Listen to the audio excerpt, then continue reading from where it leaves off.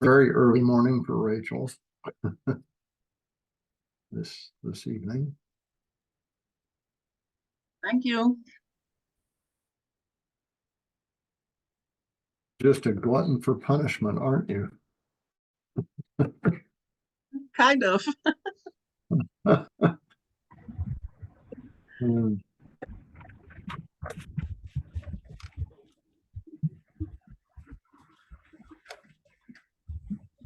Hello. Hi, how are you, Shelley? I'm good. How are you?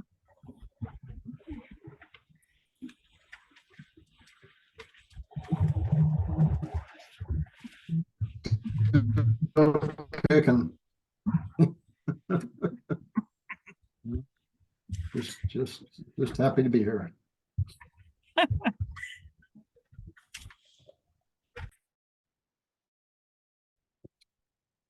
There you go.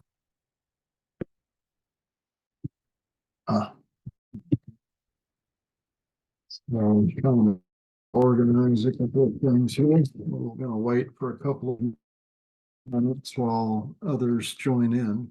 Several people said they were going to be a little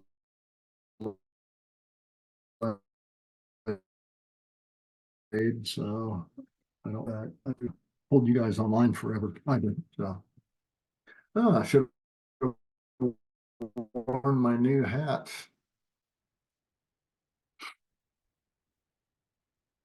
Should have worn my new cowboy hat.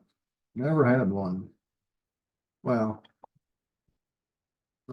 not an official one anyway. I didn't like the shape of them, so I found one I liked in the color, and had the guy shape it professionally, and that was relatively inexpensive. I figured I'd start putting it on for the Fort Worth conference coming up this year, so I guess I'll have to wear it the entire Well, you time. do live in Texas, so it's appropriate. Yes. Yeah, there's a lot of, there's probably more non-Texas people here than Texas people now. With what is it, 29, 30 million people here, I guess. Yeah, it's getting a little too crowded there. And we still got lots of room. It's just that everybody gets in the same place. So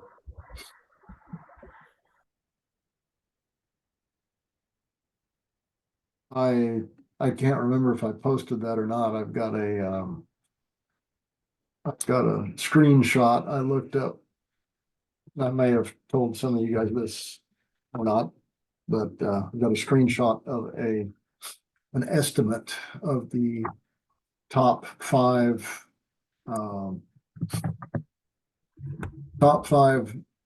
metro areas predicted for their population in the United States by 2100, which is, only 76 years away when you look at it.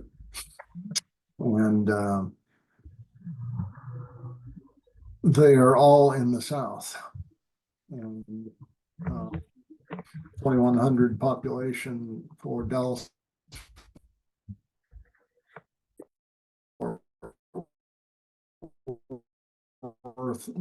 is largest would be Houston, and it's 31 million. Third largest is Austin, Texas, at about 26 million. Then Atlanta at 24 million. And then I believe Phoenix. So all the population going south, but so that means Dallas, Fort Worth, Houston, Austin, San Antonio area would have a population of just those three major areas. That triangle would have a population of 100 million people. And I guess, 76 years from now, I guess I'll probably move out into the country somewhere. Live out the rest of my life somewhere else. There'll probably be one contiguous city if there's that many people. Pretty much. That's what it feels like anyway, driving from Dallas to Austin. Yeah, that's pretty much what's going to happen. just, barring a nuclear war or something to take the population out. So, okay. We're going to go ahead and get started. I don't want to, have you guys hanging on too long. But I do want to do this. Okay, so I'm going to ask each of you who are on the screen right now, except Rachel, because I don't want to hear from her. No, I'm kidding. What, and I don't know how many of these each of you has been on, or when I don't keep track of who was on, who wasn't, or how long people have subscribed. If you just started, if you've been doing it the whole time. So I don't know, but let me, so I'm just going to kind of go on my screen. Sharon, you're up, lady, if you can unmute yourself.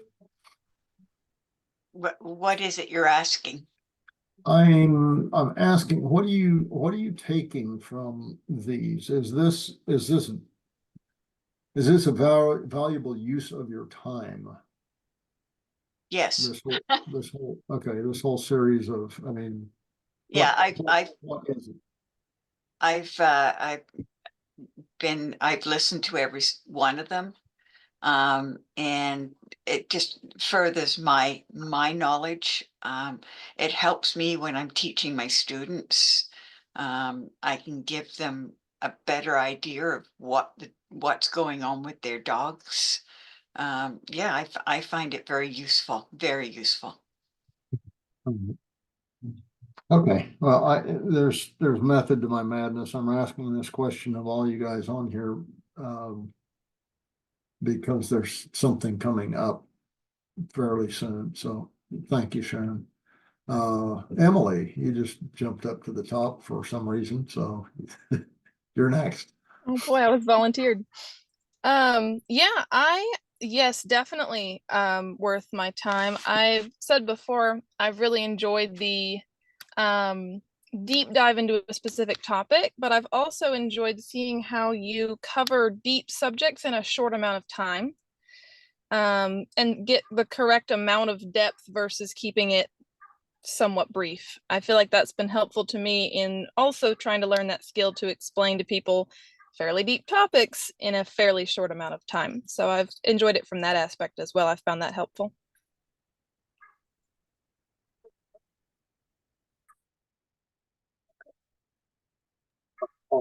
Thank you. I'll move on. Anthony, I don't want to take forever on this. Yeah, for me, definitely useful. I think the frequency, just getting back to learning every month helps kind of reignite all of my past learning, brings that to the forefront, helps reconnect everything. And to me, that's super valuable. But getting to dive deeper into the subjects is, I don't know where else I would get that is related to the relationship-based angle. Yeah, okay. All right, thank you. Carol.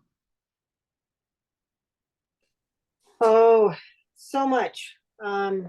Just learning more about dogs, learning how they work. Not being a trainer by trade, but being able to absorb that same information and apply it to my dogs, the family dogs. There's just a lot of really good information. Some nights I walk away and my brain's just tired. There's nothing more to think about. You wore me out. Okay. Carol was a client of mine many moons ago, so she's the only one on here that was a normal client or abnormal one. I don't know. You really want to use normal and me in the same sentence? Okay, I'll accept that. Whatever, you can own it. Yep. Thank you. Linnea.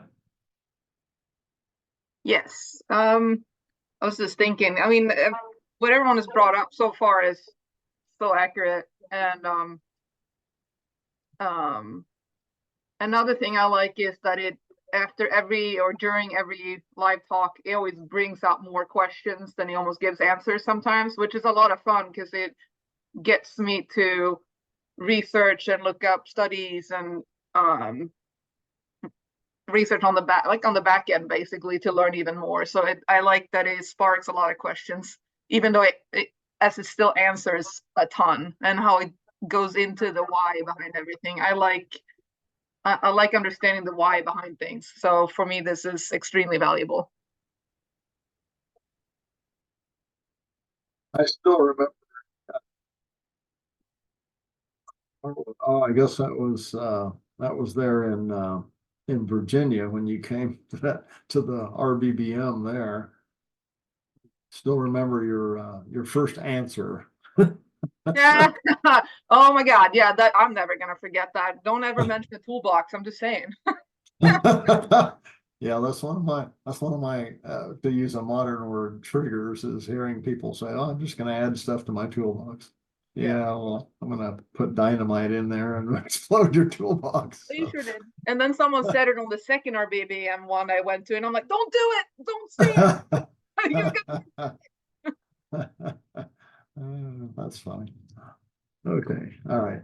Thank you.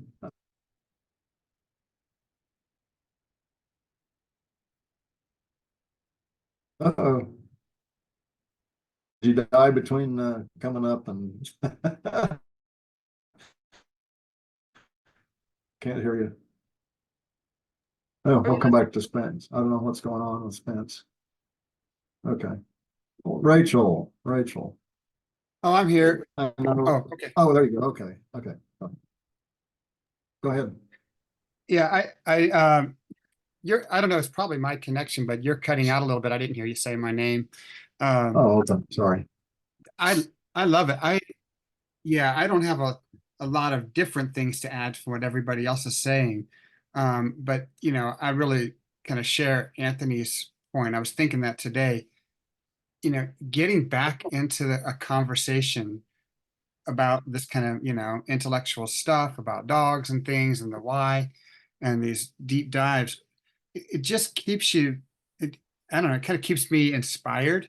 And, like I just really like it because I'm not drifting back into whatever,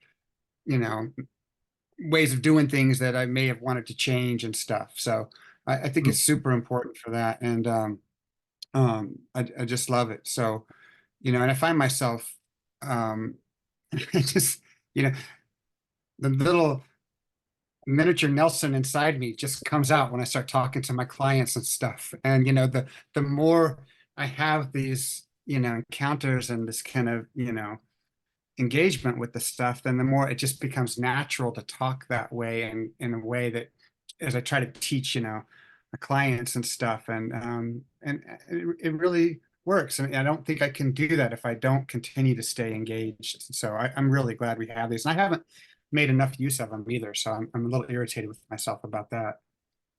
I've just been busy. So what's different, and is it, I mean, what's different about the way you explain things now to your clients? I mean, how do you work with them differently? What does this matter? Let me put it that way. Yeah, I think I'm better at seeing things, through a dog's eyes, in a way that dogs see the world. And I'm much better at, kind of acknowledging the limitations of a dog or what we need to do with that dog. So it just seems like it's dog centered a lot more, and not in feel good stuff, but in, facts and evidence and history, and that kind of knowledge, just allows me to be better at interpreting the dog's behavior. And, then we can work better and bring the person around. That's usually what it is. Yeah. Okay. All right. Thanks, Spence. Appreciate that. And now, Rachel.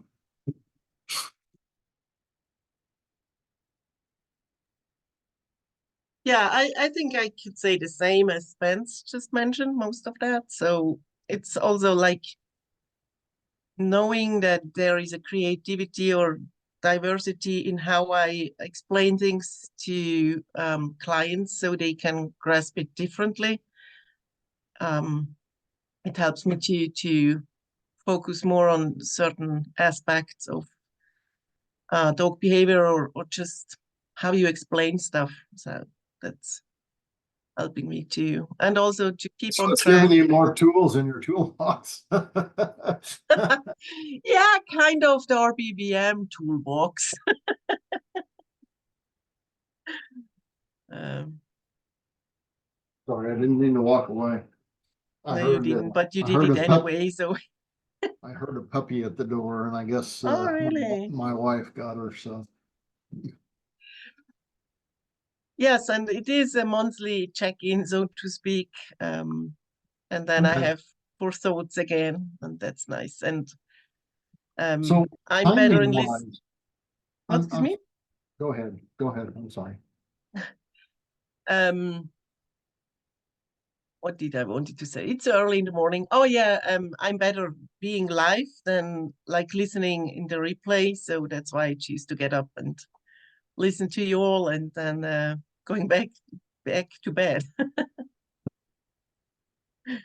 I I seem to have not gotten much sleep lately anyway. So yeah, I'm up about 2 or 2:30 anyway for myself. So um, yeah. So I guess the other part of what I wanted to ask you guys was, is the timing, is the amount of time between, is it enough? Is it too much? Is it just right? What's the Goldilocks factor? For me, once a month. I mean, I can do it once a month this way because I can arrange my work around it. If that would be more often, then I probably would miss more because it's just not doable for me to be every, let's say, every week for being awake in the night or so. That's not possible. But once a month I can arrange it, and including the Q&A or so. So it's a little bit more than depends. Yeah. Yeah, Nelson, for me personally, the once a month deep dive, I really like the frequency of that, but I would love to see something like another once a month. So that would be every 2 weeks, something like maybe a case study, a deep dive into how you applied this, or something like that got Yeah. us involved in a little bit different way. Yeah. Okay.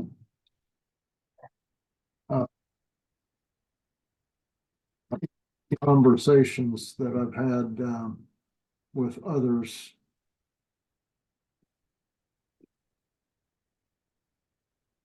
some of the people wanted kind of a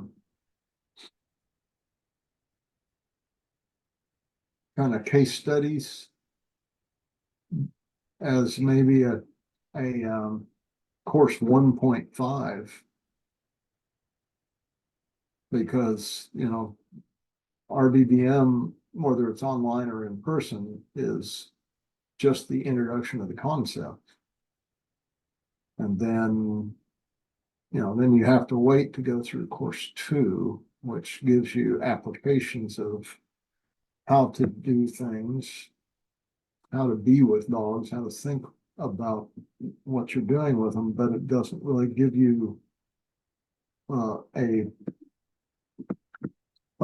prerequisite or a predecessor to that. It's just throwing you in, which of course is part of my evil plan, but it's nonetheless. And I had thought about, even a couple of years ago, there have been other discussions of, is a 1.5 needed? So maybe that's the case study one. And the reason I'm saying that is because but there's there's my schedule. So I don't know how I'm gonna put another one in there. I'll put it that way. That's typical, doing lots of things, and that's just the class side of stuff. So anyway, okay, thank you. Kristen, how are you? I'm good. I Good. personally love the live talks because they go into so much depth. I'm not a trainer by trade, but if there's anything that I love, it's dogs and learning. So this has been an amazing learning experience, and I think I always think about how you talk about how it's all onions and layers, and each one of these is another onion layer. Yes.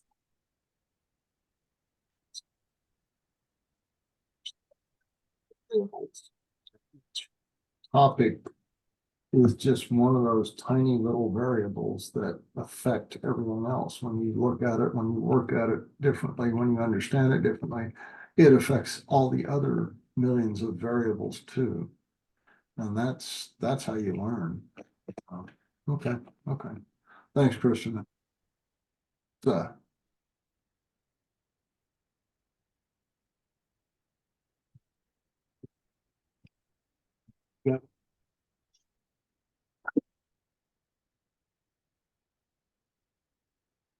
You're breaking up and we didn't hear who you said. Oh, I'm sorry. Okay. Thanks, Shelley. Well, Shelley, go ahead. Since you're unmuted, go ahead. Well, I love them. I think I said it early on when I first took RBBM1. Everything was so confusing to me. It wasn't clear as to what I was going to be doing. And when I signed up for the classes, or for the monthly, I was able to go back through and actually listen to a lot of the stuff that kind of just made everything make more sense. So I think that way it's invaluable if you're doing the courses, that this stuff is just more meat and gravy on top of what you're learning in those courses to help you take that information and grow with it. Because the classes are great, but there's just so much more to learn. So these really add a lot of depth, which I love. If it was up to me, I'd have you on speed dial Zoom 24/7. I have classes all the time, but I Oh, would you're love, one of those. yeah. I mean, I love hearing this stuff, and I'm kind of a big picture person anyway. I don't always connect all the dots until I see everything first. Okay. I have a hard time getting it in micro doses and putting it all together. I like to see everything, and then things start falling into place, and then I go back and it's like a puzzle. I start putting it all back together. Okay. But I do like the idea of case study, or just actually application and seeing it happen live, seeing some of your techniques and how you do. Like, I'm super curious of what it looks like with Candy right now on a day-to-day basis, of what you're doing that's making her into part of the pack, but also understanding how to live in that human world without the standard training that we've all grown up learning about, obedience, do this, do that, teach them how to lay on a cot for 2 hours, all of those things. I'd love to see When you she's in worn action. out, she lays down, she's fine. That's fine. I'd love to see you in action of what a day looks like with you and her, like what you're doing. Oh, maybe not a whole day, but just how you're breaking down some of your things with her. And since you have her, it would be an awesome I'm having topic. a blast. I'm having a blast with her. Let me tell you. And leaps and bounds. Each day is a new day and a massive jump in plateaus. So it's been a lot of fun. I've enjoyed it. I weighed her this morning. She was when she came to me, and then when she got sick, 3 days in, it was from something that she'd gotten into, some intestinal thing. And I mean, she pooped 4 times and threw up 5 times before I even got her to the vet, Oh, wow. the emergency vet.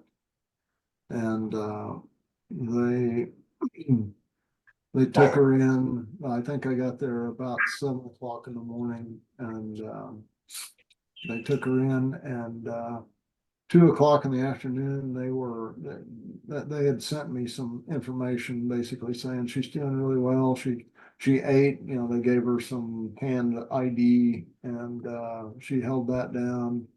Of course, they gave her, shot for nausea and an antibiotic, and she perked up pretty quickly.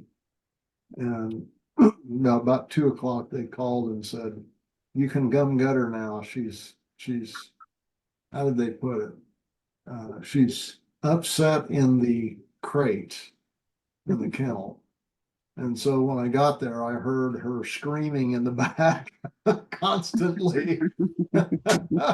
And so they put me in a room. It took about 5 minutes for them to get her and get her cleaned up and all that stuff and bring her in. She was screaming the entire time. So I guess she was giving them what for the whole time. And they were ready to get rid of her. So as soon as she saw me, though, it was funny. She just like, "Oh, somebody I recognize." That's a dog that I'd only had 3 days, 12-week-old puppy. So that was pretty amazing. But her whole world had been turned upside down for 3 days. And then that little incident right there got a bond of, oh, I can trust this guy and Bosch, because of course he's with me. Yeah. And that was interesting. Yeah, I could do a whole class on just all the things with her. So, and I might consider doing that if I remember everything. Well, to me, it's great when you have her just doing some, like I think I mentioned it in Facebook, some snippets of just your interactions, and then a commentary of what you're trying to get her to understand so that we see it. I think that's my biggest frustration is I'm learning all of these things on how to do, but I don't have all the pieces to completely put it together when I start training somebody's dog. And I'm like, okay, I get up to this point and now I got to revert back to the crap training because I don't know how else to get beyond these points. And it frustrates me because it's like, I hate doing some of the stuff. And I feel like I fall back on it because I don't know how to get from point A to point Z completely of working the dog. The answer for that. Stop that. No.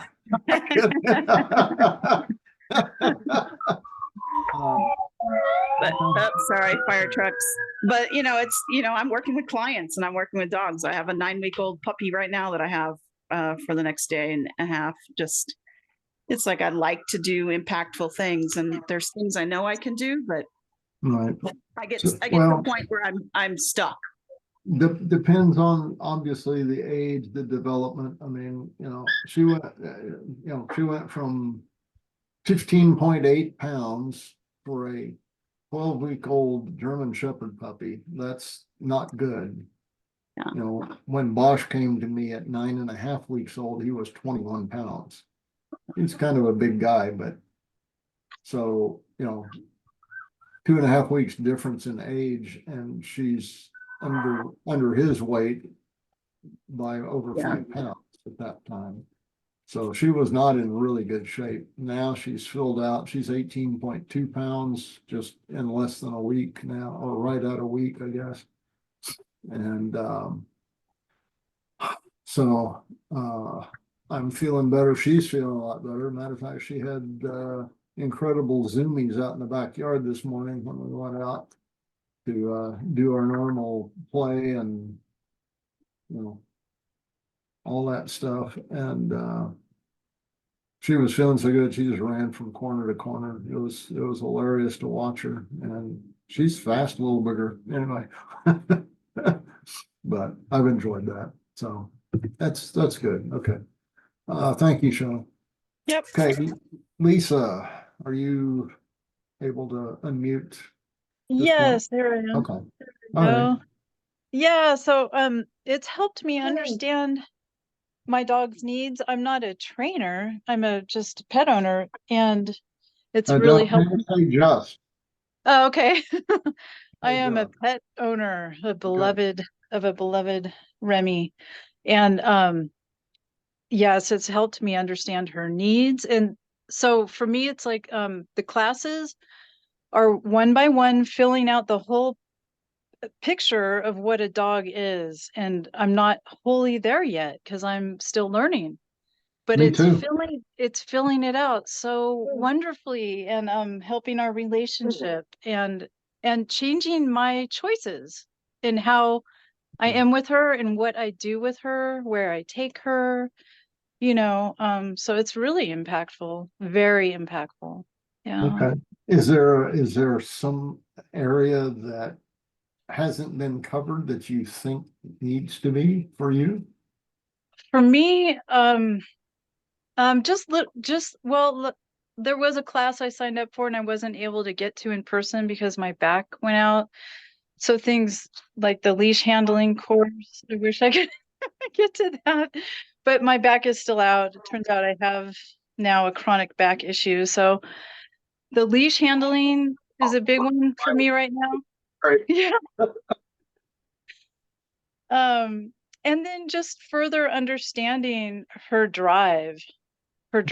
She's a very high drive German Shepherd. And so understanding that, because there's so much, I think, myth out there that I hear whispers about what that is, but I want to really know what that is, because it's her main thing. She's just this big, powerful, beautiful animal. And I want to understand that and know how to relate with it in a healthy way for her, you know. Yeah.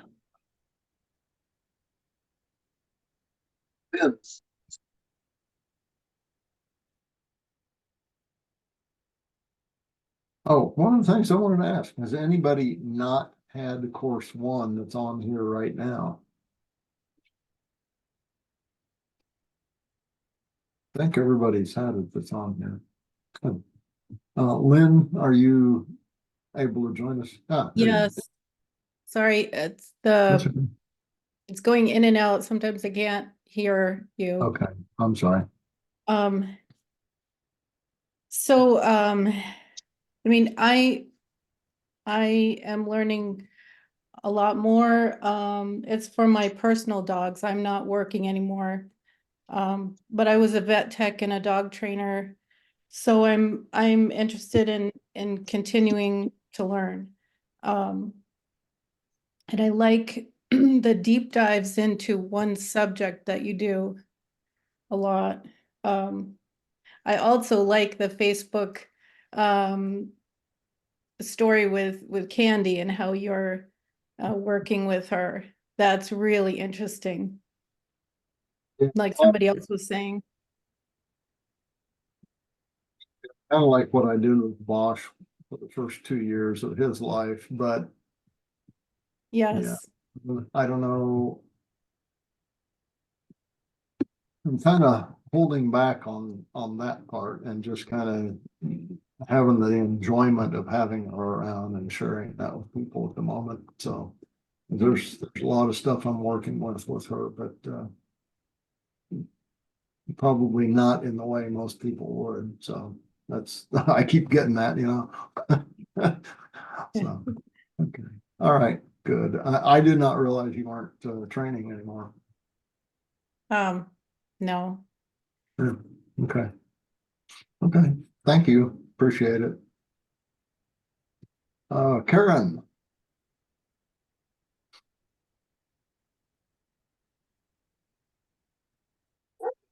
Hi. Howdy. So I love all of it, and it wakes me up and helps me. I use every single bit of it every day, and it comes together in my awareness, knowing what I'm looking at. So these little things. So it's become so integrated. So it's always great to get this because it just makes me more aware of everything. It's not like I have any answers. it's just, I see what I'm looking for, and then it starts to make sense. And another Okay. thing that's helped so much is about the normalcy of dogs are dogs, and it's not getting judgmental or anything. So like Damon's outside barking because she's in the backyard and there's a dog over there, and I'm not freaking out.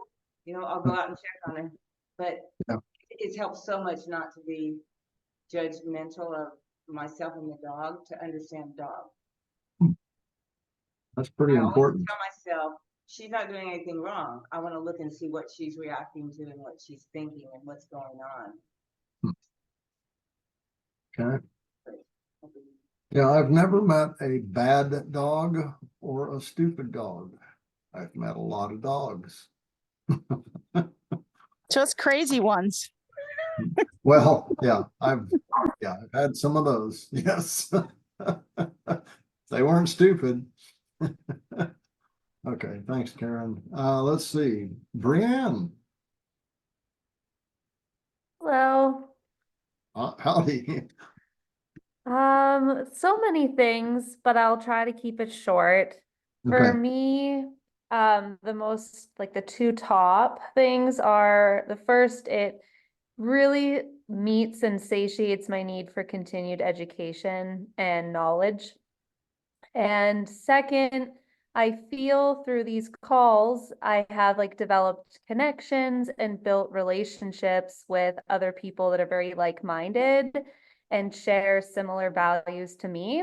And that's gone a long way in just like feeling supported within the community as a trainer, because it, as you and I have spoken about outside this, it has at times like impacted just how I feel about training and working alone in an area. So that for Good me is like point. very important. Yeah. I'm in Canada, so I have yet to make it there in person, but it's one of my goals.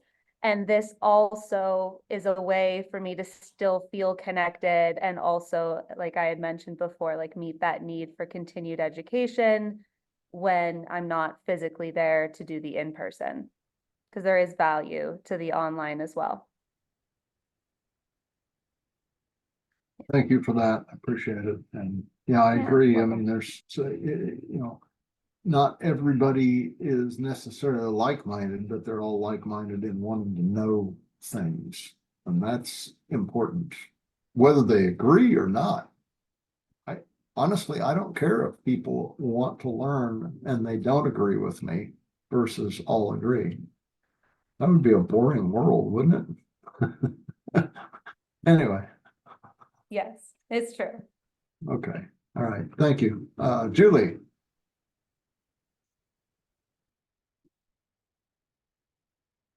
Just muted yourself. So we heard all the nasty things you were saying beforehand. No. Sorry, I'm in the car. What was the original question? Because I missed that. Why is a duck? No, I'm kidding. The original question was, has this been helpful? Is it, I prefaced it by saying, I don't know who's been on here all the time or not at all, or, what you've missed or how many you've gotten, if you've gotten one or all of them or whatever. Just, has this been helpful? Is it worth your time to spend? And then several questions afterwards kind of that I asked in the moment. One is the sequence of once a month adequate? Is it right? Is it not enough? Is it too much? Okay. Well, since it's my 5-year anniversary to course 2 There you go. today with my darling chicory, and I'm still here, so I guess it's worth my time. Yes. Either that or mental problems. I don't know. Or I have nothing better to do. No. And that post, just that dog just changed how I looked at things in course 2. And since you posted that today, I just kind of speaking to what Shelley said, like, you have to trust the process. You can't know it all. like after course 2, after course 3, after course 4, it's like along the way, there's opportunities, which a lot have to do with CHRI, that have helped me grow more. And I didn't know all that that dog would give me at the time. But as I've worked with more dogs, I've been able to look back at that and extrapolate things that can help me with other dogs. So, Okay. yeah, and I think once a month is good. I mean, more than that might, yeah, it might be, not that I don't love talking to you, Nelson, but it might be a lot. Well, believe it or not, guys, I don't like talking that much. So, but I'm doing this at all is pretty amazing. But the one topic that I would love, and I think I texted you about this, was peeing.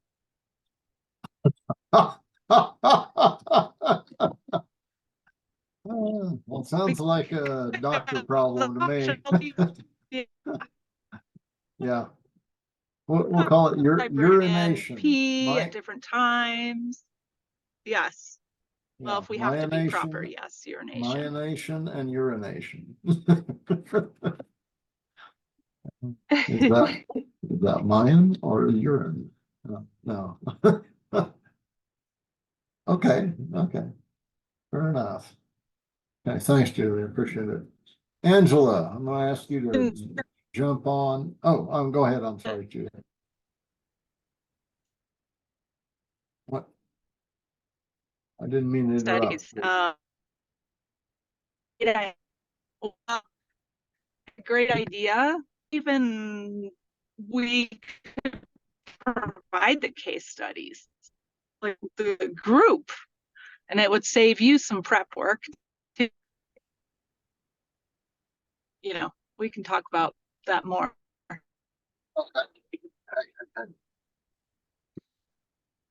Okay. Got the gist of that. It was kind of in and out. That's probably my connection. Sorry. Okay, Angela. Yes. Hello. Hello. So I didn't, we've already taken 45 minutes of everyone's time, and I apologize for that. There's a reason for it. And it's prefacing some of what I was going to talk about tonight anyway. And I might extend it depending on other factors, but wanted to, there was a purpose behind this, and one was kind of announcing Angela, come back up, please. I'm still here. I was just muting myself. That's all. One was announcing what we were discussing earlier today for these guys, especially.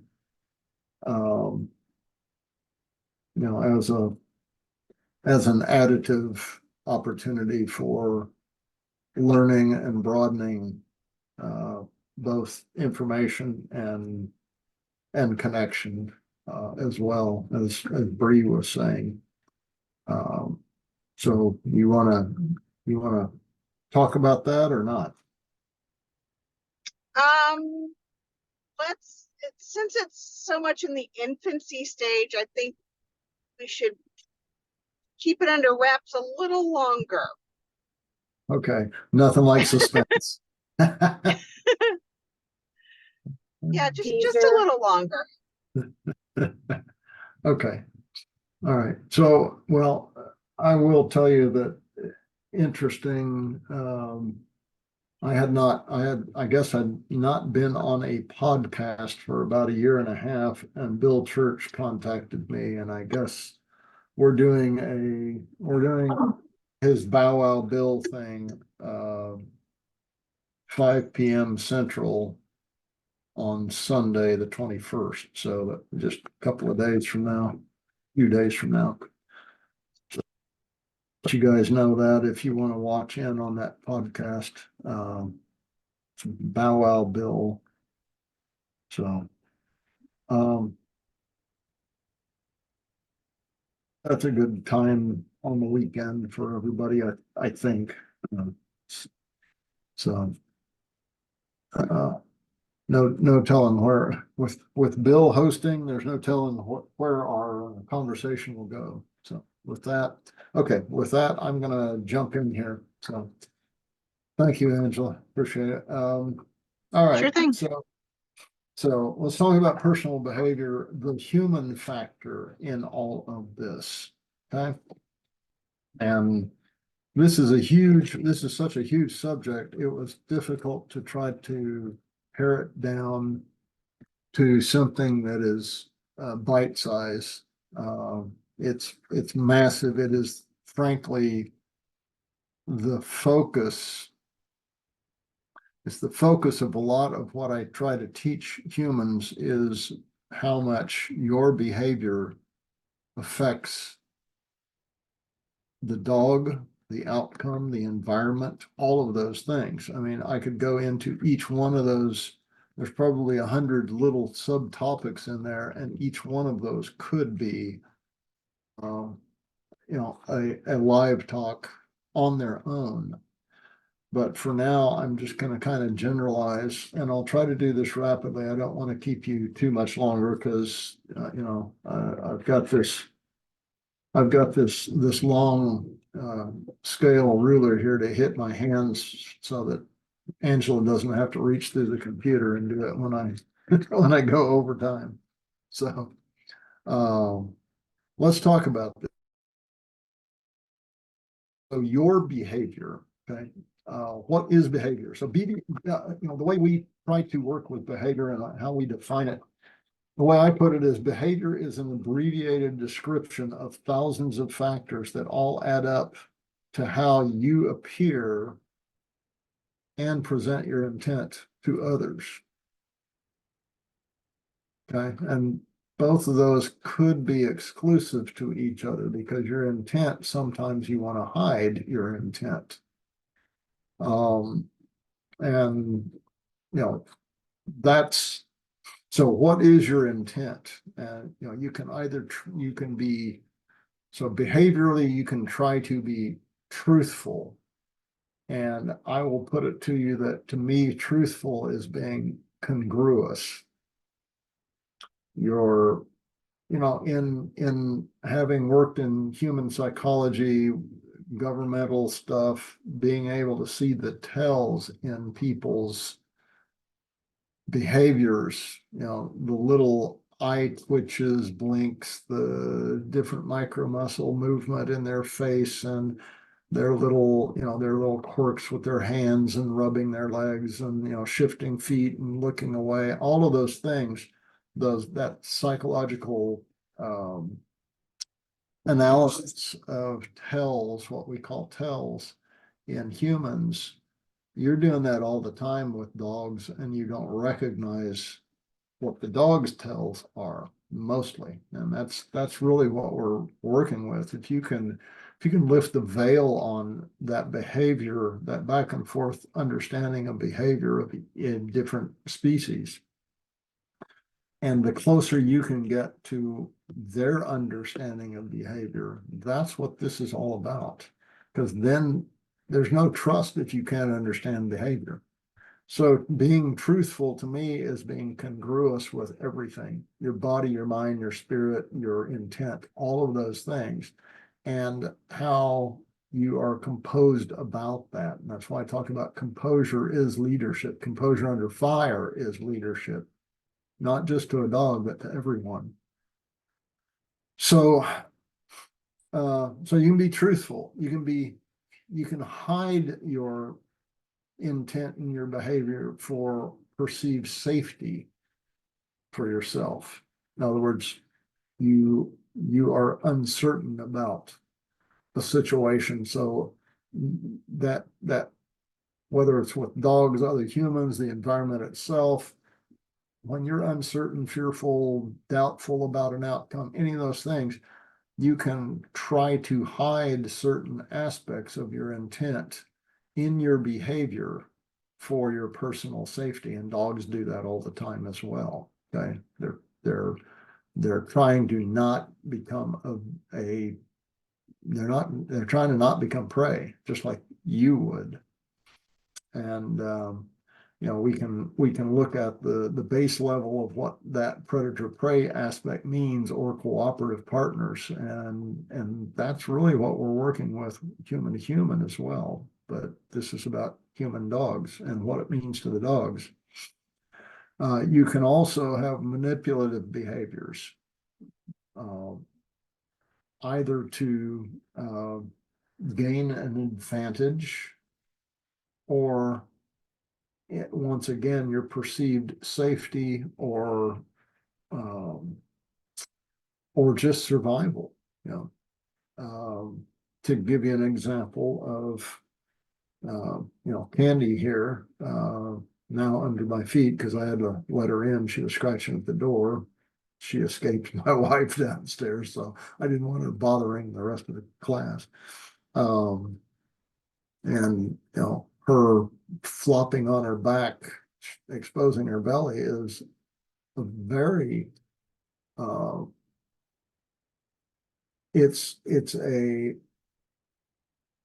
it's truthful, but it's also manipulative, to manipulate the other dogs to not attack her.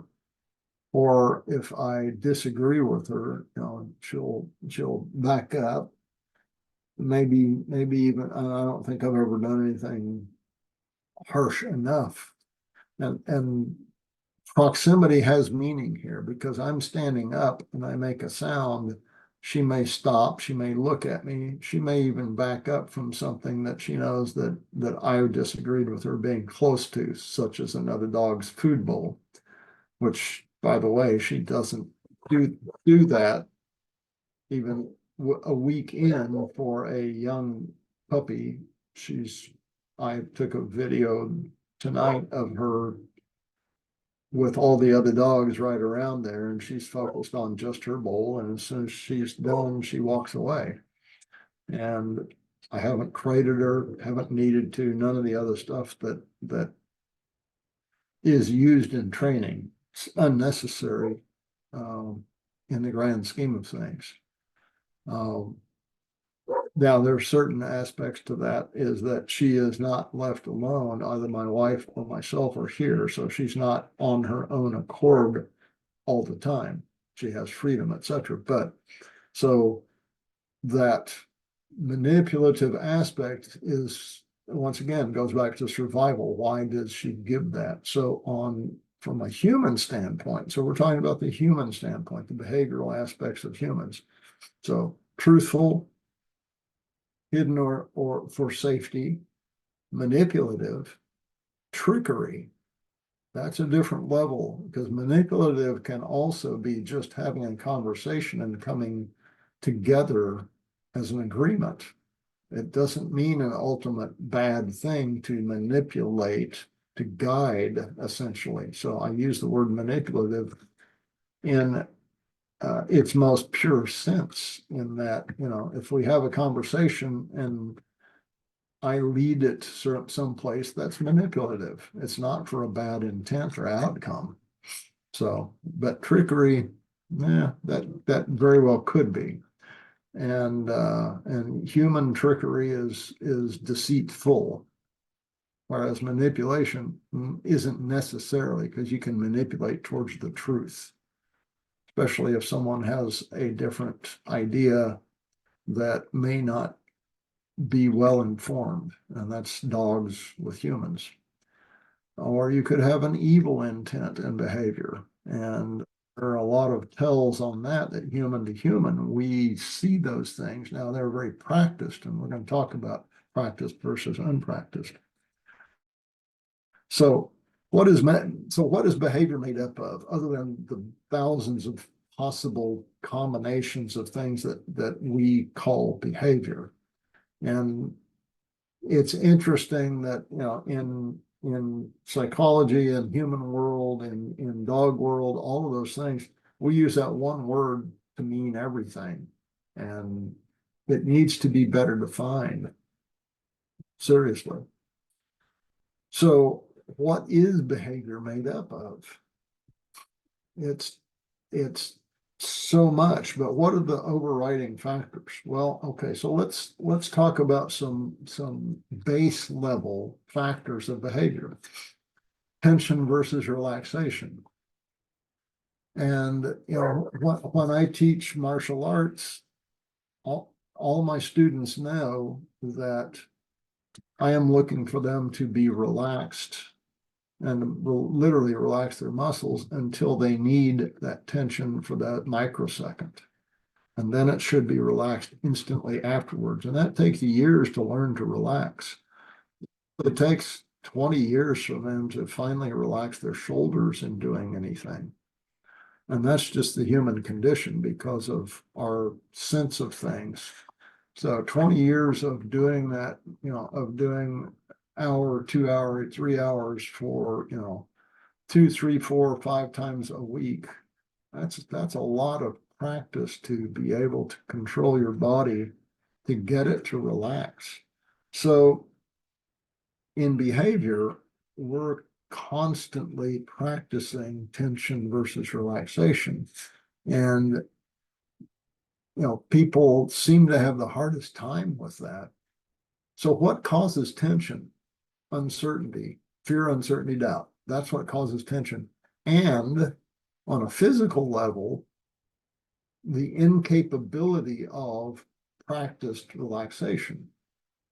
And I don't mean necessarily meditation, but in physical action, can you relax, or are you doing habitual things that you don't even recognize that you are tense in certain areas, such as holding a leash. When the dog is standing still and the leash is loose, then your arm and your shoulder are tense in anticipation. You are creating a behavior that you don't want, first of all, in yourself, but second of all, you are telling the dog, I'm tense. And so the dog is in a heightened state of understanding that it's tied to you and you're tense about something, and it's got to look for some reason. It's either you or something else out there.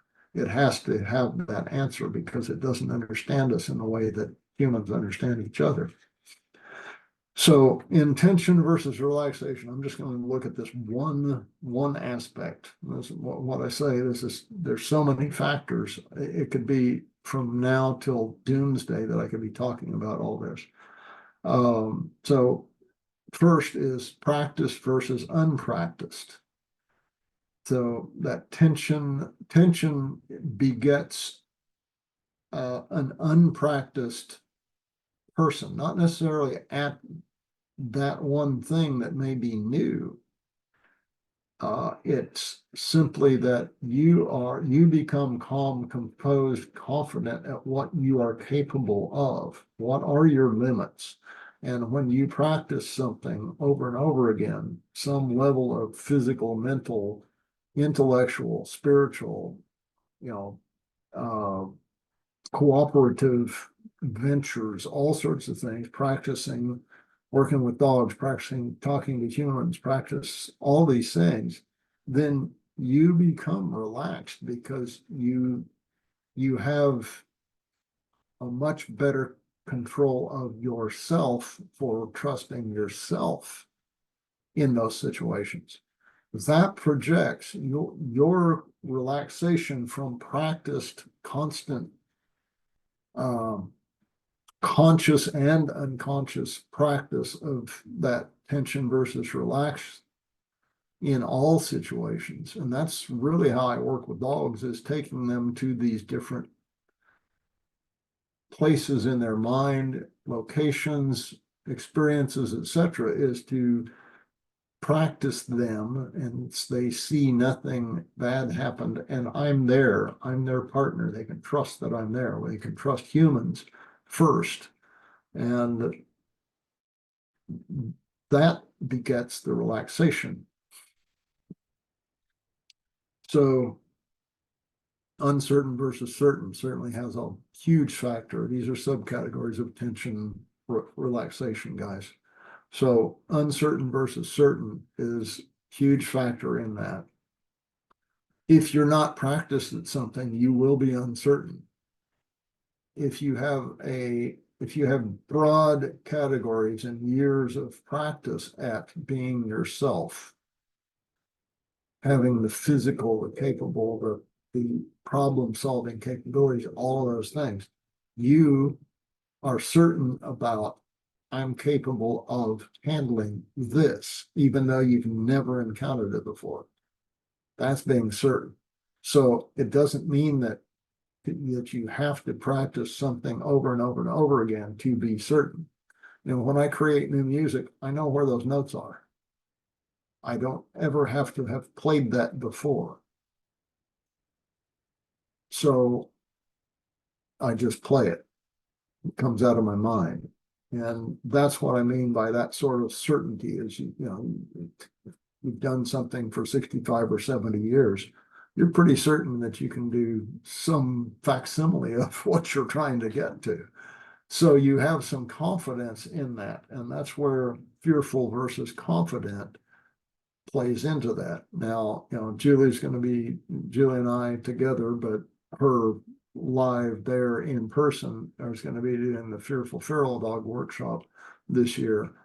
Angela's going to be there too. And you know, being able to work with those dogs, that's really what you're doing is it's that tension relaxation.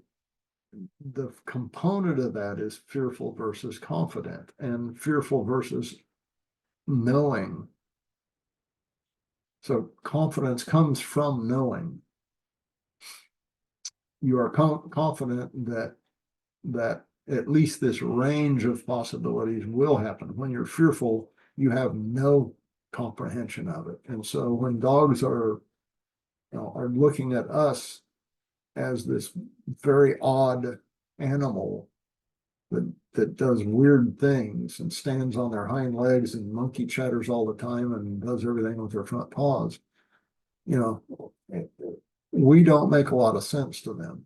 So gaining their trust, and that's what I've enjoyed working with this puppy, is gaining her trust. That's first. That's very first and foremost, and never breaking that trust doesn't mean I don't tell her to not do something. So, but help guide her. And then the other aspect of tension versus relaxation is ignorant of outcome potential. I don't mean ignorant as in stupid. You don't know what that outcome potential is. In other words, you've never been in a situation before that gives you a range of possible outcomes, or you're unpracticed, or you haven't mentally thought about some situation. If I stuck you into a situation, say in a large city that is a foreign city that you don't know the language, and somebody, you know, 5 guys come up to you and stick a gun in your face, you're unpracticed at that. You would be fearful of that. You're ignorant of the potential outcome. First of all, you don't know the culture, you don't know the language, you don't know what their intent is. Do they just want to rob you? Do they want to kidnap you? They want to kill you? What are those possible outcomes? And so you have nothing upstairs in the mind as far as what is this outcome.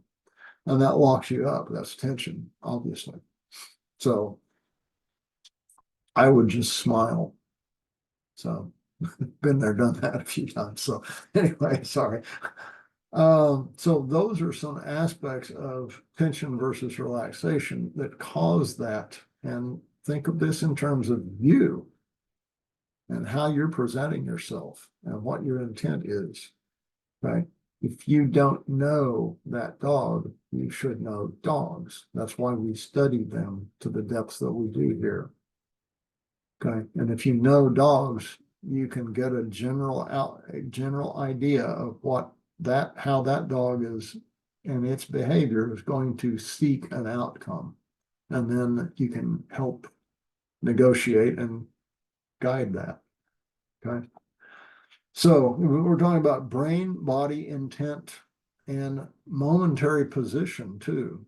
Those are huge factors. And again, each one of these could be their own subject matter for hours of behavior. brain, body, intent, what's in your mind, and the momentary position meaning everything dealing with your, are you standing, are you sitting, are you laying down, are you turned this way, are your eyes looking at this, is your head up, is your head down, are you shuffling your feet?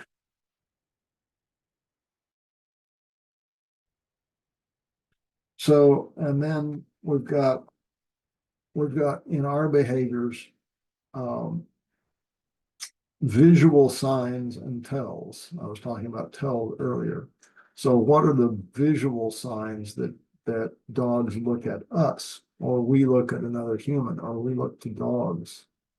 What do dogs look for in other dogs? Those are the visual signs that they're looking for. And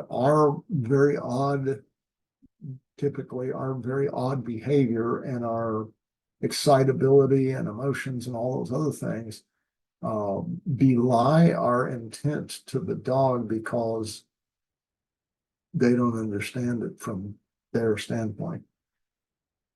So visuals, and then we have sound related tells. Are you nervous? Believe it or not, dogs can hear when you're tense. I know that's weird, but your heart rate goes up. They can hear that. You may be nervous and shaking a muscle. They can hear that. There's lots of things that happen in the body that when you move, little tells about how it sounds when you move, when you're tense versus you're relaxed. What happens with your foot on the floor and what sounds it makes. There's scent related tells.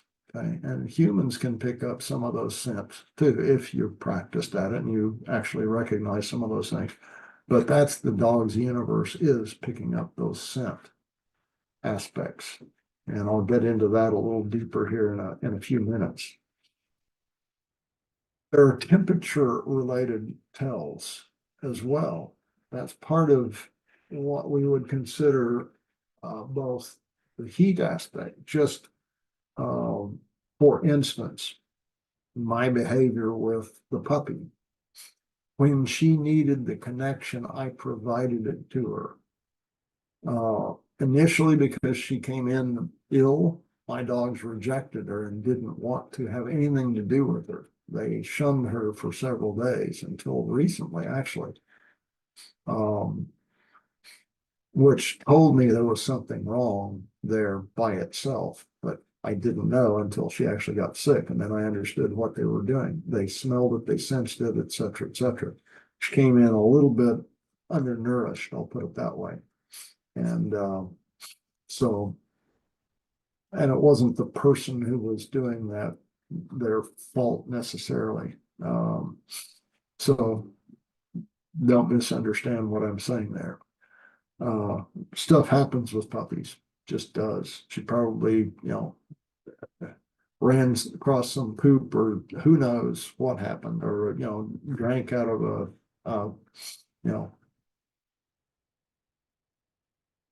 or something. No telling.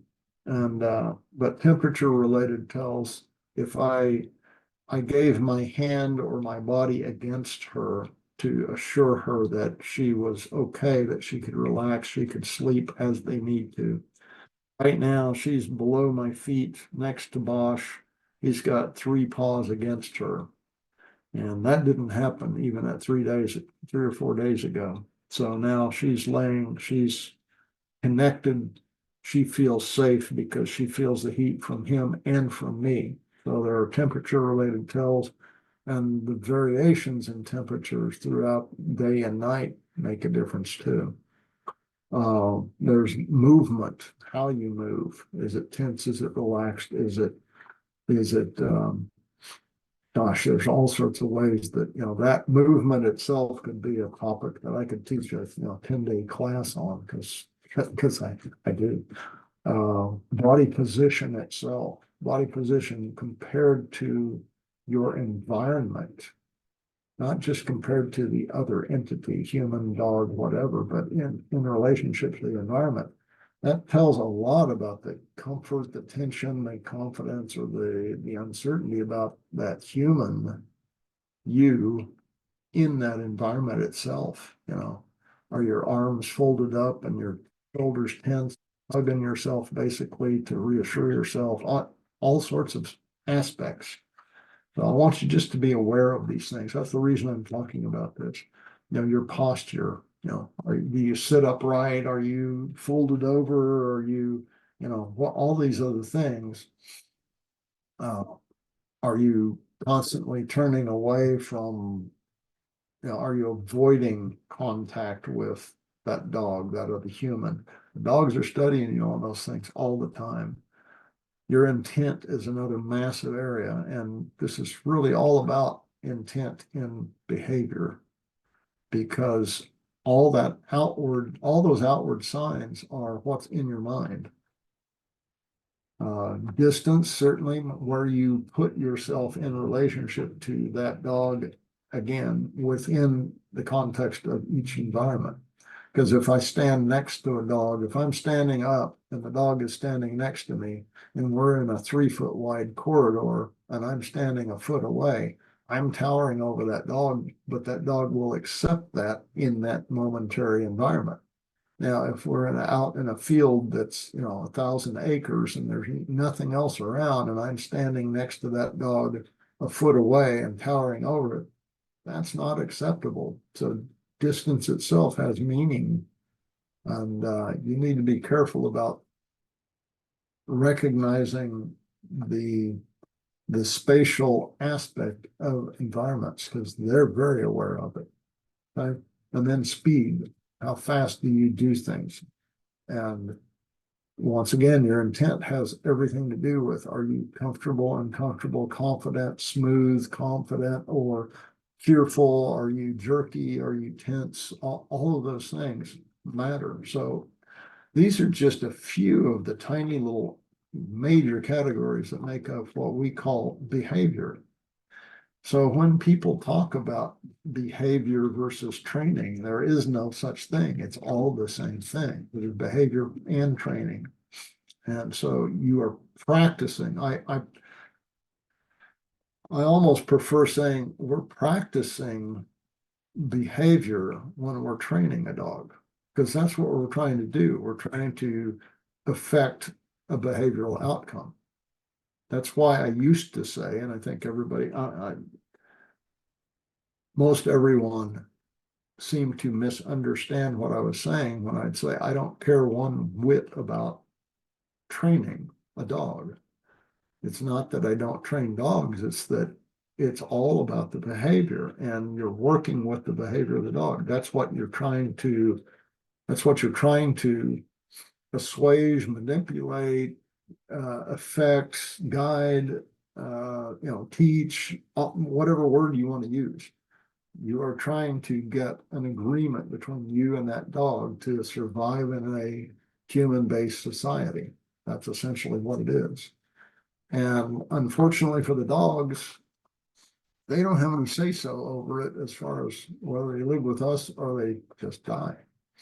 So they sort of have to acquiesce. So the whole point of this is to be softer with it by getting the dog to actually agree, not by coercion, not by force, but by understanding. And so we have to, it's incumbent upon us and our obligation to present ourselves in a understandable and logical way to that animal, to that species. So how do other humans observe your behavior? Morphology of humans. Okay. So first of all is our brain. And our brain has parts of it that other animals don't. It's structured very similarly to almost all mammals, but if you look at the cetacean brain, dolphins, porpoises, those types, it's larger than ours. It has massive areas that we don't have. And it senses, it lives in the universe that's that's foreign to us. It's literally like being on from a different universe. And so the interactions between humans and dolphins are very interesting. And by the way, they're just not always cute, friendly things. They can be pretty good predators, frankly. And that's what they are. They're predators. But they're much more magnanimous and intelligent than most sea animals and sea life in a different way. So, and they understand when an animal like a human doesn't belong in that environment and needs help. So that's an interesting thing. So the morphology of humans, our brain is a certain way. We have prefrontal cortex, and we use those areas for different aspects than almost any other animal. We have complex brains that deal with mostly rather than natural survival, I'll say it that way. We deal more in the past 11,000 years. We deal more with the cultural and social interaction side of how do we survive in a society rather than how do we survive out there hunting on our own, tracking animals, understanding animals, the environment we live in out there, creating food, water, shelter for ourselves so that we can survive better, not get hurt, don't get sick, all those things that we would have to do for ourselves, on ourselves, in what our first 250,000 years as a species was.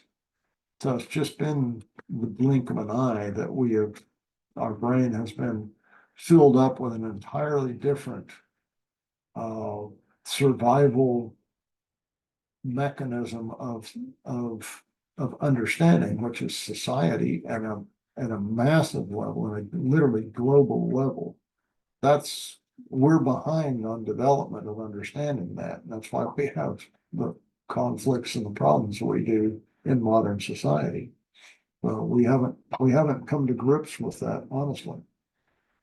So morphologically, our brain is different. Now, why? Well, okay, so first of all, humans, we are eye dominant, hand dominant. That is our morphology. So we think in terms of supporting what we see and how we can manipulate that with our digits, front paws. That's how our brain works. Our nose, our mouth, our ears, our sensations, our feel, the way we manipulate things are all about how we see, literally, things to corroborate what we're seeing. That's how our brain is structured, and that's how we understand and try to survive everything, is how we visually see this reflected light off of these things, whether it be, a rock, a tree, a human, and a dog. All we're seeing is reflected light, and we see that as our reality, when that's not the reality. But that's how our brain works, and we're capable of trying to survive it. That's how we got to where we are now. Size, we look at size, and again, we sense size in a different way than other animals do. You can watch a very small predator go after a large prey, and that large prey is going to run away because it doesn't think like prey. It thinks like a predator. It thinks like prey. Now that animal is capable of defending itself against one or even two of those smaller predators. And sometimes they do turn around and sort of change the dynamics. But their brain tells them to think of as a prey and run. they don't think about having the defensive aspects unless they're forced into that. And that's what a lot of humans have become too. So size has a different meaning for a partial predator, partial prey, like we've become. Less of a predator, frankly. And our predatory aspects become more cultural and societal rather than the survival aspects. So that's frowned upon and should be morally. We have another thing we call morality. But so size has meaning. You know, when you walk up to a 340-pound, 6'8" tall guy, pro football player or whatever else, you are kind of stunned and taken aback with the massiveness and the potential, because you understand the potential of, because you're human, that's human, of those size differences, or a 4 foot nothing, person who may weigh, 80 pounds versus, somebody like me or slightly larger even. And so size has meaning for us, and we evaluate things, our safety, all those other things on behavior. We adopt a stance of versus size. Okay. And, in my life, in my positions and what I had to do and the people that I dealt with, the top people in companies and countries and everything else, and the big guys always wanted to come up and intimidate you, literally big guys. And they'd come into that, what we talk about in course 1 of that intimate space, that 3 foot light area, and they'd step in and they expect you to move back. And so they take advantage of size that way. And I made sure they were always backing up from me, let me put it that way. Okay. I had some tricks that weren't tricks, but they always ended up backing up away from me. I wasn't about to back off of them. And that's the difference between that predatory and prey mind. It isn't about politeness, because they're trying to manipulate, create fear and all those things. So that's how you deal with size. Age is another one in the human aspect. We look at young children, we understand the intellectual development of humans, up to when the prefrontal cortex finally recognizes consequences at about age 24. And then as humans age, over a certain age, they start becoming less acute, I'll say, in both mental and physical abilities. And so there's a waning and decline. And do dogs see that? They do from behavioral aspects. They understand size of, for instance, children versus adults. They understand that's a puppy versus, and they smell different than adults do too, because of sexual hormones and all the other things that they develop, right?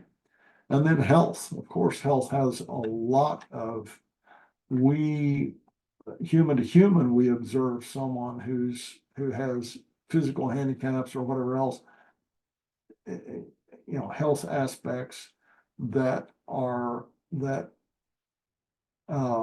limit their capabilities in certain areas. Now, if you're a predator going after prey, of course, that's supposedly an easier mark for you. In a society, and with dogs, with humans, and in this society, a shared society, we need to influence that and make sure the dog understands that's not what we do here. We don't take out the weak. So again, we go back to a human morality aspect rather than nature. Then, so that's all within that morphology aspect that is human. So survival aspects, we've lost a lot of that. Anymore is, like I say in other classes, and you guys may have heard me say this before, but it's what shoes do I wear? What watch did I buy and wear? Those are survival. That's how you think of things. Is what is acceptable, what sends the right signal to the crowd that I hang with, or the ones that I don't want to hang with. What car do I drive? What, where do I live? All of those things are survival aspects to us. That's the cultural. Culture is more powerful, frankly, than any of the other aspects of humans. Skin color, language, religion. The most overriding factor is culture, because that's the agreement of that area of behavior. So in a way, you can say each pack has its own culture. And that's what you're trying to foment those behaviors to create that culture in that pack. Now, you bring a dog into that pack, and your behavior and your overriding aspect of how you see that culture, that's very important. And you're trying to help that dog to live with humans, but you've got to set it up to where that dog can understand that and live with other humans, clients, okay? So survival aspects, you've got the cultural aspects that I mentioned. You've got generational differences in understanding in humans. And you have it also in dogs a bit. I'm supposed to be talking about humans, but you have the generational aspects of puppy versus yearlings versus 2-3-year-old, sexual maturity, full maturity, all of those things, full adulthood to aged animals, and that is generational as well. So then you have language. So interesting thing they were talking about, I saw an interesting thing recently about when did hand signals and language for humans come about? And hand signals for us, if you go and you look at the great apes and those, they use hand signals too. Not to raise the middle finger at somebody, but that's that tension, relaxation, movement, distance, speed, all those things. Because we are eye-hand dominant, hands are a very important indicator of what we're doing. You do things with your hands that you're not aware of, and dogs don't trust that because they know the hands can grab, can hit, can pick up things. There's all sorts of stuff about that. When you're working with a fearful dog or a aggressive dog or a reactive dog, be careful how you use your hands. Calm, composed, smooth, indicating not towards the dog, but other ways. Okay. So language, massive. In human terms, fads. It isn't just generational, cultural, etc. Fads are a huge part of our behaviors. Beliefs of all types affect us. Experiences then, are they relatable? So is another relatable, is a thing or a human or a dog relatable to us in that experience? Is it useful? Is it helpful? Is it distrustful? Is it dishonorable? All of those things, those experiences are to get us to understand safety and trust, which is survival. Okay. Same thing with dogs, same exact thing. So how do dogs read your behavior? We've been talking about this. First of all, let's talk about their morphology. Their brain is structured so that, I describe in classes, a dog is a nose with 4 legs. And I mean that seriously. So their brain is structured so that their nose and their manipulative device is their mouth. So nose, mouth dominant, eye, hand dominant for humans. we think entirely differently because the brains are structured that way. They do not have parts of the brains that we have, parts of the brains that we don't have that are focused on scent and other elements. Okay. And when you look at MRIs and other electroencephalogram of dogs' brains in action, in looking at videos, pictures, all sorts of things, you find out there's a massive difference in how they make sense of that environment, of what's going on, okay, and what excites them, what doesn't. So the nose and mouth are it. Size has meaning when it becomes a potential threat, and you become the potential threat if you're towering over them, not necessarily the height wise. Now, the interesting thing about humans is, and I'm sorry for going on, I'm going to go ahead and go on if you need to leave. I'm going to go ahead and finish this talk, which isn't too much longer. Size has a number of factors to predators. If they are by themselves and you're the size of a bear and have that potential threat to them, they may let you know they don't like you being around, but if they attack you, they know they could be seriously injured or killed. So they're going to stand off. When you have 2 or 3 or an unhinged dog for some reason, rabies or whatever else, behaviorally or just pure fear of humans, you know, you would have a different situation. But you have 2 or 3 dogs, you get a predator in a pack predator in a pack situation, it's going to behave differently than the individual, just like humans behave differently by themselves versus their buddy or 5 buddies with them. Then they feel invincible.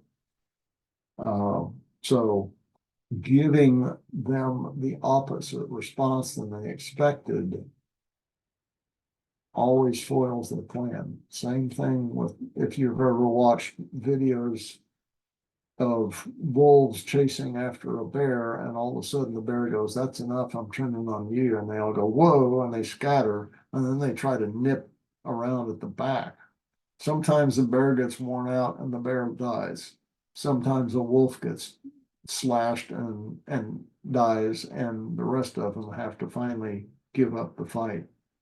So, nature's not kind in that way. Nature is what it is. So size does have meaning to them, but less about,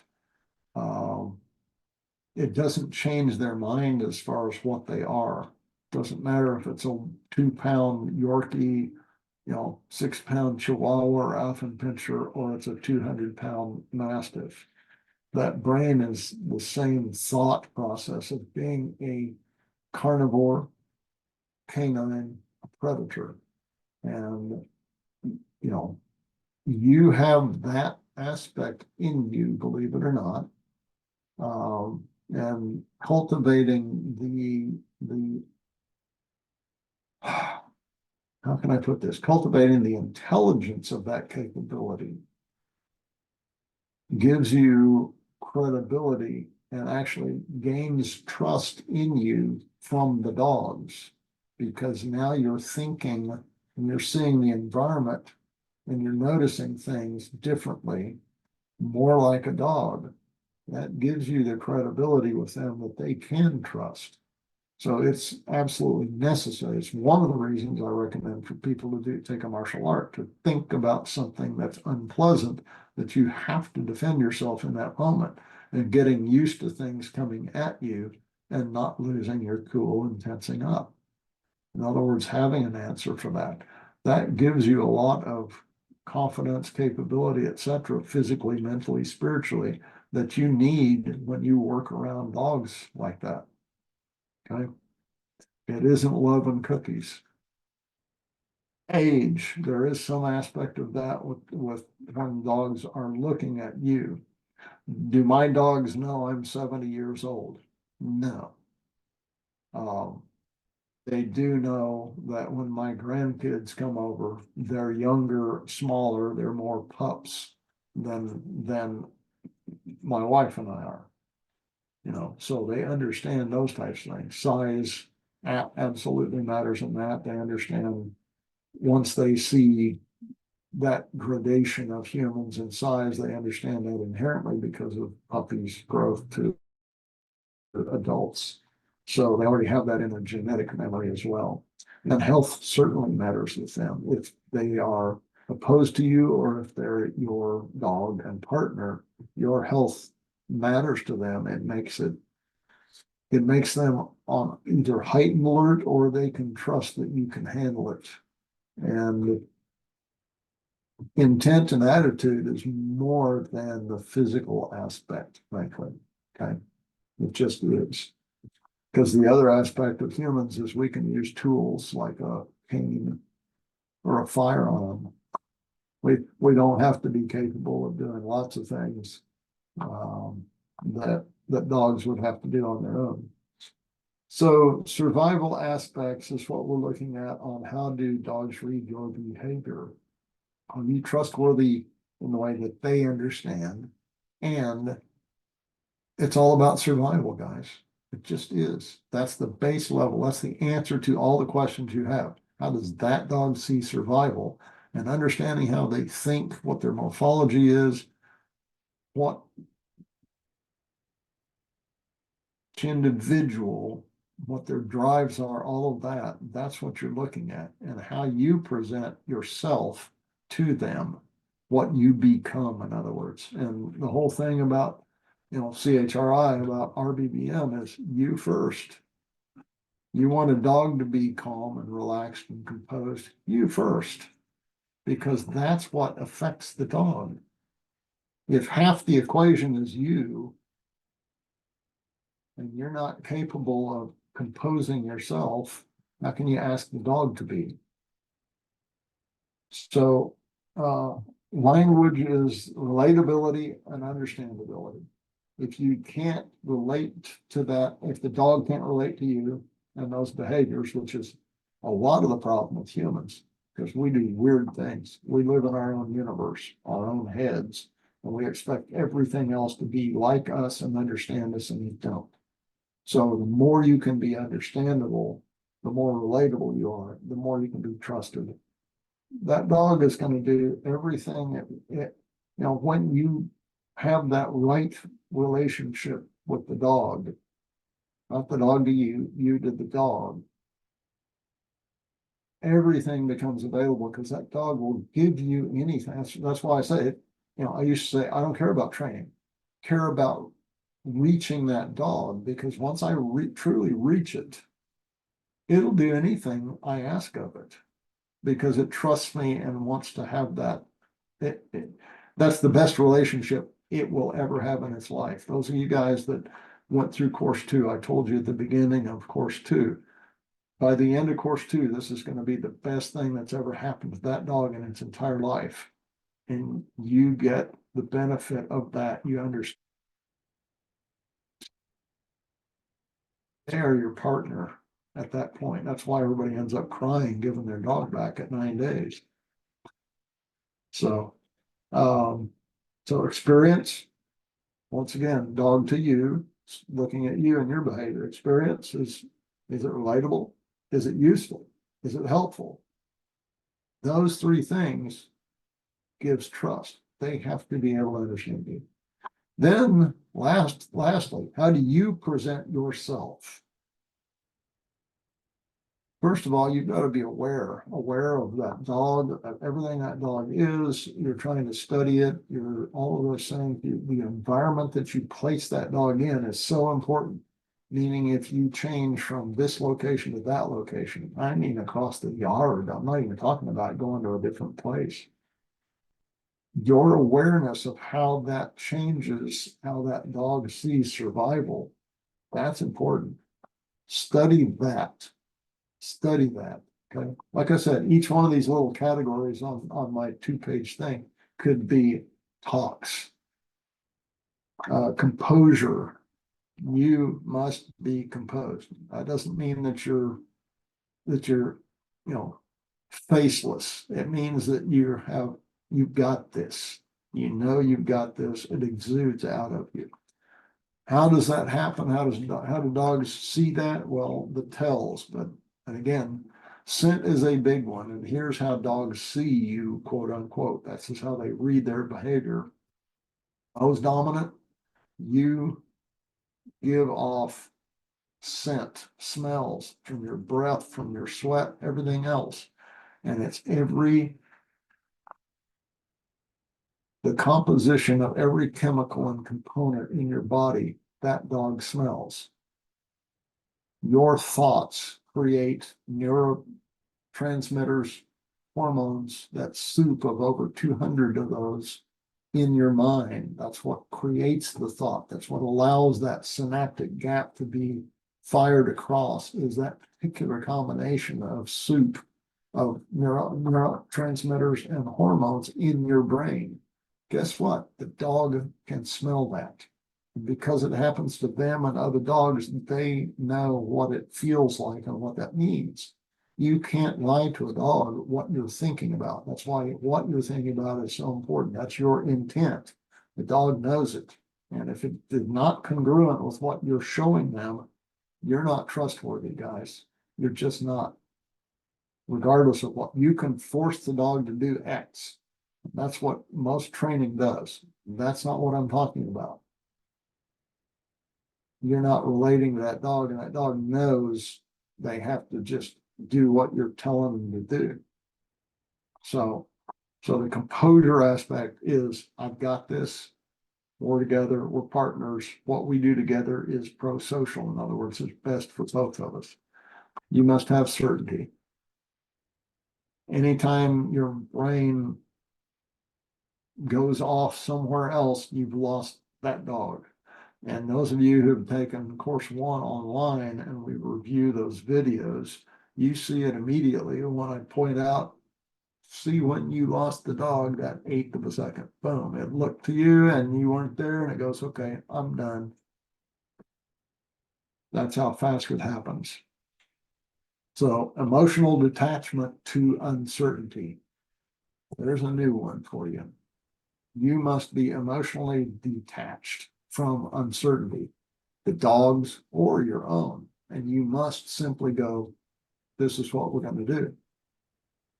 And this is how we do it. This is how we behave here. And you're the example. You first, not the dog first. You. What's in your mind in that moment is your intent. And that's all that chemical soup up there in that noggin of yours. Okay, being present in the environment and with the dog. We talked about that. And then not just self-control, because stuff happens. It's how fast is your recovery time? And that's what I look at dogs to see. I test them to see, what is your recovery time? Are you experienced in this aspect of something? And I can see very, very rapidly, again, within 20 seconds, those things that I test in that first 20 seconds, I can see where the dog's experience lies and where it doesn't, because of that recovery time. If they're uncertain about something, recovery time is it.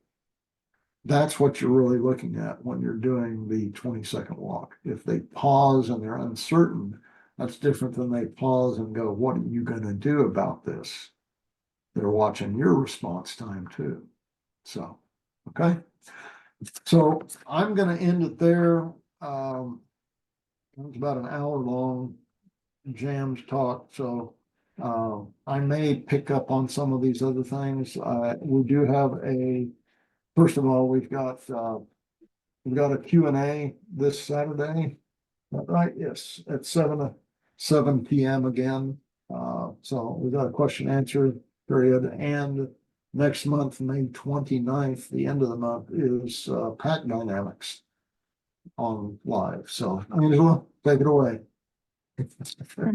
So for the Q&A, if anybody has questions, and that was in the email that you sent tonight that had the link for tonight as well as the link for Saturday night. But if you have any questions based off the past 4 lives, please forward those to me so that I can have them on a piece of paper for Nelson. And that pack dynamics talk, interestingly enough, that's actually a requested topic. I think like 3 lives in or 4 lives in, somebody had sent in that suggestion. So that's just to point that out. It's pretty cool that, we're getting to a topic that, has been suggested. So I think the urination one, there seems to be a few comments in the chat that people are like, yeah, let's do that one. I think that because a lot of people don't talk about that, right? The next ones are pack dynamics is May. What are the rules is June. Working dogs lessons from focus practice. That's July. Stop fussing with your dog is August. So there you go. That's what you got to look forward with. Yep. Okay. All right, guys. Thanks, Well, everybody. thank you very much. Thanks for sticking it out. And Thank you. we will see you next time, hopefully. Oh, by Thank the you. way, Bye. if you're we are, I'm not concerned about it, but this is an educational opportunity. That's what we're here for, is to educate. This is not we're not seminar trainers. This is an institute, and we're here to educate. So if you have other people that you would recommend, to learn something, it doesn't matter if it's a client, if it's another colleague, whatever else, please recommend them to get on here. I mean, that's the purpose of it. Okay. So, and I'm not being mercenary about it. Thank you. Thank you, guys. Have a good evening. You and too. back to sleep, Rachel. Bye. Thanks, Nelson. Good night. Talk to you later.